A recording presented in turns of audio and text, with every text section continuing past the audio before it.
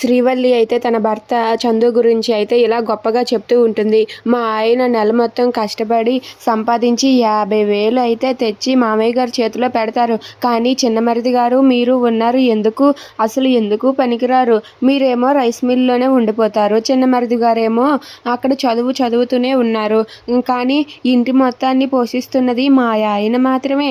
50,000 తెస్తున్నాడు అని చెప్పి అంటూ ఉంటుంది. అది వినగానే అక్కడ ఉన్న నర్మద, అలాగే సాగర్, ప్రేమ, ధీరజ్, రామరాజు వాళ్ళైతే షాక్ అయ్యి అలా ఉండిపోతారు.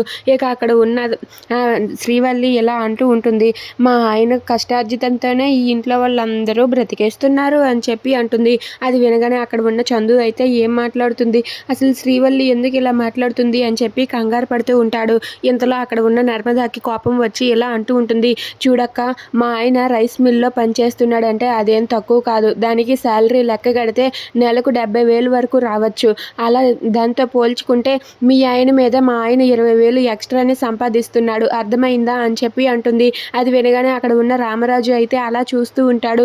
ఇక దాంతో శ్రీవల్లి అయితే మూతి తిప్పుకుంటూ చాలులే, మీ ఆయన సంపాదించిన సంపాదన ఎక్కడ కనబడుతుంది అని చెప్పి అంటూ ఉంటుంది. దాంతో అక్కడ ఉన్న ప్రేమ, ధీరజ్ అలా చూస్తూ ఉంటారు.